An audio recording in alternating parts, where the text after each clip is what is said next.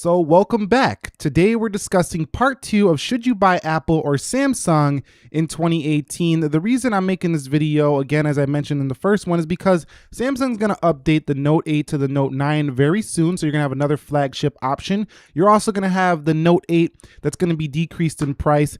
The S9s are already coming down in price a little bit in certain areas, and you can get the S8 for much cheaper now, and the S8 Plus. The iPhone 10 will be updated to the iPhone 10 Plus and an LCD iPhone. And the point of this video is so you can kind of know where you're going here this year if you're going to go with Samsung or Apple. Now, if you didn't watch the first part of this series, we talked about the hardware in detail. I will leave that link down below in the comment or the description area of this video, or up in a card, should appear right about now, and you go check that out. But let's get the obvious out of the way first, and that is the software update. So this one is basically, most of you know that, okay, I'm gonna get an Apple phone because I get software updates. But one thing I wanna mention is that after using both Apple and Samsung phones for quite some time here, the software on an iPhone doesn't really change all that much, at least in those 2 years of using it. You might get, a little bit of a difference here in bug fixes and, security updates, a few new features added.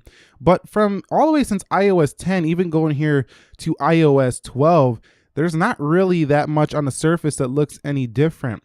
So getting a Samsung phone, you will get a lot more security updates these days than you used to, and you will get at least 2 to 3 major upgrades. The S7 just got Oreo, for example. Now, the problem though is that Samsung doesn't bring these updates quite as quickly, so they kind of leave you hanging for some months here, and that's not Samsung's fault. That's because you have carriers involved, you have Google involved. It's not tightly controlled like Apple's experience on the iPhone. However, there's so many features on a Samsung that even when you do get these updates, you don't really change the experience at all. So neither of these experiences change too much, whether you get updates or not. So I don't really make my decision anymore based just on that. However, one thing I do want to mention is that if you're going to keep a phone for 4 or 5 years, not most people do this, but if you're one of those long-term users, then the iPhone is definitely going to be updated longer. The iPhone 5S is even getting iOS 12. So that's one thing to keep in mind if you're going to keep a phone 4 to 5 years. But by then, your phone is pretty much not even usable fast anymore. So I don't know why you would keep a phone that long. Okay, so before we go any further with software here, I want to talk about FaceTime and iMessage. I'm not going to cover this too in depth because it's not offered on the Android devices. Now, there's a common misconception that, there's no way to video chat unless you have an iPhone FaceTime. It is scary crazy how many people think you cannot video chat unless you're using an iPhone, but it still exists. And, people don't know that things like Google Duo exists, Tango exists, Skype exists. There's many, applications that can do video chat similar to FaceTime and offer some better features. Now, iMessage is just between Apple users, and we know how that thing works. Apple's never going to bring it to an Android device. It's just one thing to keep people buying their hardware, which is nothing wrong with that. But at the same time, while this is very easy to use on the iPhone and you have to have an iPhone to use it, you don't have to buy an iPhone to do things that are similar. So keep that in mind when buying an Android and iPhone. But if the people that you're chatting with don't want to have an open mind enough to go ahead and try something new, you know who those people are in your life, then the iPhone, if they're using an iPhone, they're likely not going to download anything and be like, just iMessage me, just FaceTime me, and not even act like something exists. So it really comes down to a person's level of open-mindedness, I feel like, when it comes to trying out different video chat. But if you want to do video chat and messages and most of your people are on iMessage and FaceTime, Apple's the way to go. But if they don't really care about those services, they don't really use them, then this is not really a disadvantage to Android at all. And if they're open-minded enough to use Google Duo and other applications, then you could be doing the same things on both platforms. Okay, so let's quickly discuss minimalization factor versus customization factor on both iPhone and Apple in the software department. So I feel like Apple still has a more minimal feel to their software. It's just a grid of icons, and you do have no app drawer, nothing like that. Widgets are off to the left, And that's about it. I think it's the better phone for those of you who don't really want to customize things like that. But over here on Samsung, you do have an app drawer, and then you do have, you can do this pinch stuff right here. You can go through your screens. You can go ahead and just hold down, add widgets, themes, customize the size. There's a lot more to remember with a Samsung phone. On the other hand, Samsung also has the ability to set your own custom home screen. So if you want movie night, for example, I made this little widget with the S Pen, watching movies, checking out movie reviews on Letterboxd. I can make this my home screen for the night because I know I'm doing movie night. You can't do that on an iPhone. You're always going to go back home over here to your main screen, which is the first one on an iPhone. So keep that in mind. I think if you're an extremely busy person who wants a no BS experience on your phone, then the Apple phone is going to be the way to go because there's just not much to remember. It's just a grid of apps. But if you're a person who really wants to tightly control how you use your phone, and you need a tool like a computer in your hand that you can really just specifically tailor to your needs, then Samsung is definitely going to be the way to go because you can put apps wherever you want on the screen. I wish Apple would do this, but they haven't. You can put them down at the bottom, to the side. You can make them smaller. You can make them bigger. This is where Samsung phones really excel. So both are very productive experiences, but I think you can get a little more productive on a Samsung phone than an Apple phone, whereas Apple phone works very well with the Mac and iPad experience. So quickly brushing over widgets. So on the Samsung device, the widget experience is just so much more in depth than the Apple experience, and most applications on the Play Store will give you some sort of widget. Now, there is definitely an improvement to the Apple experience. You actually can use widgets on Apple devices.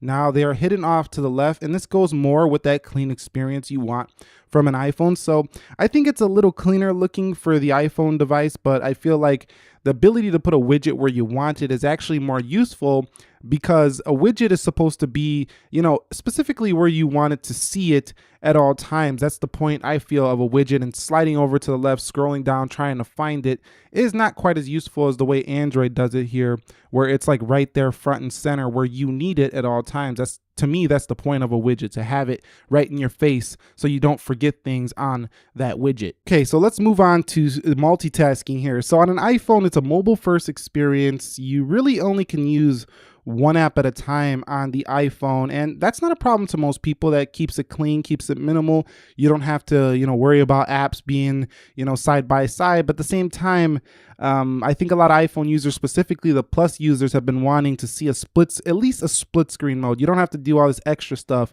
Samsung does, which I'm going to show you right here, where you can put applications in a pop view as well as split them. So here's the pop view mode. Let's go ahead and open up another one. You could put as many, I believe it's like 4 or something like that you can put in here, maybe more, but you can split these up here on the Samsung and do things in the background. It still works. It's like a full-blown computer right here when you do stuff like this. Now, if you go ahead and hit this little icon up here on the side, you can see that you have a whole app list of things that you can split here with your calendar, for example. So if you want that true multitasking experience, Samsung is the way to go. You're not getting that on an iPhone, and I'm not sure if Apple is going to do that at all. They didn't bring it in iOS 12, and that was pretty shocking, but maybe we'll see a split screen on Apple one day, but today is not the day. And if you want a true multitasking experience, Samsung, with their 6 gigs of RAM on their flagship phones, can definitely handle it as well. Samsung is the way to go in software here. Okay, talking about software again, let's talk about 3D Touch versus the various shortcuts on Android. So for example, if you go into clock on the iPhone 10, you could create alarm, start, stopwatch, start timer. Here on the Samsung, you can just add an alarm. It's not quite as feature packed, but Samsung is starting to put in some application, shortcuts in there. If you just hold down, for example, on the calendar, you can go ahead and add event, add a task, and here you can only add a event for the calendar for the iPhone. So there is similar features now, at least in the core apps, but 3D Touch works in third-party apps as well for the iPhone, which you don't see on the Samsung device. For example, there's Instagram. Let's go ahead and try that here. You can only select items, add it to the home, or uninstall. Also, if we go into something like power saving, that would be basically the equivalent of hitting the battery icon here in the 3D Touch. So most of those core things you're going to do, there's a way to do it on a Samsung device. I think that the 3D Touch solution is a little bit more elegant, but you can still do it here. So there's no real advantage to me to having 3D Touch on your device, because most of the time I don't even remember to use those features, and I think that it's more of a marketing sell than it is a super useful feature. So comparing the settings menus on these devices in the software, I think they're both rather even here. They both have a search bar up at the top to get into your settings. I like the bold like settings icon up there, or the typeface on the iPhone. And I feel like these bolder like little icons to show you which setting you're in are a little bit more easy for the eye to recognize on the iPhone as well. Whereas these are very modern and clean looking for Samsung, but they're not quite as dark and filled. So I think your eye will naturally tend to recognize this bolder look here for the settings on the iPhone versus these settings for Samsung, but they're laid out very similarly. Sometimes I think, Apple hides certain things they shouldn't hide, like the auto brightness, for example. You can just go into Samsung, tap this little arrow. Auto brightness is right there. For Apple, you have to go into general, you have to go in accessibility, display accommodations, turn on auto brightness right there. So some things can be a little bit convoluted over here, but same thing with the Samsung. You can get a little bit overwhelmed with the abundance of features that are in settings here for Samsung, but really they're about the same. So when it comes to their settings menu, finding things is very similar on both. This is not a reason to choose one or the other over in software. Okay guys, so next up is theming versus jailbreaking. Now these iPhones are not jailbroken, but I just want to discuss how, with Apple, it's going to be time consuming to jailbreak your device, and finding a video or finding an online website that's going to show you how to do this. It's going to take you time. On the Samsung, all you have to do is go ahead, hit that home screen, go ahead and go into themes, and you could just theme it out whatever. You can also support some of these developers of these themes and help them out as well for supporting their work. So Samsung doesn't care if you theme out your phone. They're not trying to control your experience and how your phone looks. Now, that's again, this is in the customization factor. And a lot of people say, well, just get an iPhone, jailbreak it, and you're good to go. But jailbreaks are sometimes broken with updates, and they take a while for new ones to come out. So it's always going to be that way when it comes to jailbreaking iPhone. And Apple works very hard to make sure you cannot jailbreak their software. And eventually there may be one day, probably not because people always find a way, but there might be one day where you can't jailbreak your iPhone, and you could potentially cause some issues when doing this. So if you want to theme it out, just get a Samsung. It's so much easier, and you could change it whenever you want. The average user is not going to have no complexity issues figuring out how to theme out their Samsung, whereas trying to jailbreak is a whole nother story for people who really want to spend some time theming out the iPhone. So I think Samsung wins in the theming department, hands down. Okay, so let's get on to Hey Siri versus the Google Assistant. So you've seen it just activated right there. Siri and Google Assistant are worlds apart. The Google Assistant uses basically the entire Google ecosystem of search versus Siri's more, Wolfram Alpha based program. So there is definitely, I think an advantage to the Google Assistant when it comes to the accuracy of your results and how fast it will show those results. But Siri is still a pretty competent assistant. I think Bixby is not really something that I really enjoy. Hi, Bixby. On the Samsung Galaxy S9. I tried to activate it, didn't hear me. But this right here just basically adds a complexity to the experience. Yes, Bixby's not hard to use, don't get me wrong, but having two assistants on a phone, just why? Why do we have two assistants on a phone? I know Samsung's trying to make their own, experience, but if you're going to use Android OS, then keep it Android OS, just put your skin, that's fine. But adding another assistant is like, why don't you just make your own software then and get off of Google's software? Because most people buying an Android phone, whether it's Samsung, LG, whatever, they want to use the Google Assistant. So for Google Assistant versus Siri, I think most would agree Google Assistant is ahead. However, Siri can be very useful, specifically on certain things Google Assistant can't do, like turning on your Bluetooth, your Wi-Fi, certain little things like that. Google Assistant just doesn't do the same way as Siri. Okay, so let's discuss animations with the software. I feel like Samsung's animations are just a little swifter than Apple's, meaning quicker. But Apple's, I think, have a little bit of a smoother look to them, just slightly. And Samsung tries to be a little bit quicker on the day-to-day. So sometimes the Samsung will, do this little thing very rarely where it's like it's going faster than the app wants to open. So you can perceive it as lag, but it's not lag. It's just it's going faster than the Samsung, wants it to go. So I think that the animations on Apple are a little bit more consistent than the Samsung, but overall, if you turn these down to 0.5x on a Samsung, this thing is just a rocket in speed. So if you want speed for animations, go with Samsung. They have faster looking animations. If you want smooth, consistent animations where you actually like to see that animation fly in and fly out, then you might want the iPhone experience. Okay, so when it comes to both phones, let's talk a little bit about their software lag.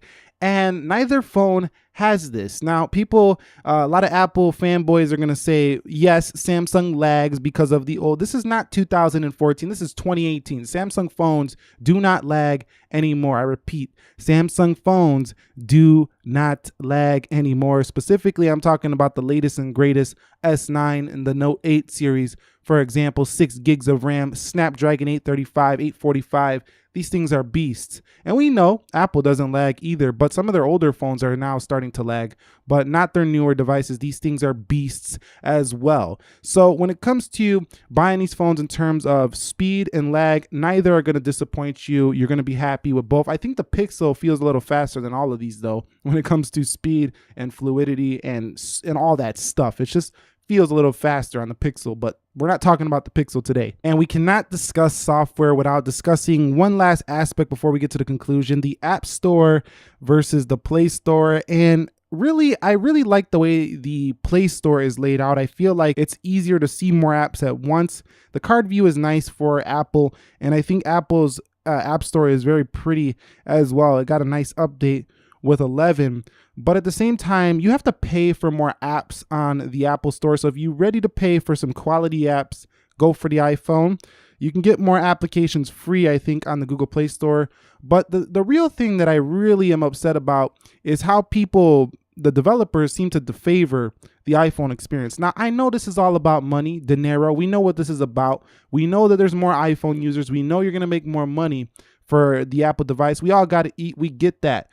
But at the same time, there's millions of users on Android. And even if you charge, I think they would pay for some of these quality apps that you're bringing only to the iPhone. And sometimes applications come first to the iPhone, such as Super Mario Run. That came to the iPhone first. You had to wait months to get this on Android. And I just find that not to be very fair to Android users. So I think if you want applications first, you want to experience the latest and greatest, you have to go with the iPhone. But I think if you want more free applications, more apps you don't have to pay for things, you might find a little bit better selection for the Play Store. Quality of apps seem to still run better on the iPhone. I just can't deny it there. A lot of applications just seem like they're better designed for the iPhone experience, whereas a lot of them on Android seem like they could use a little work.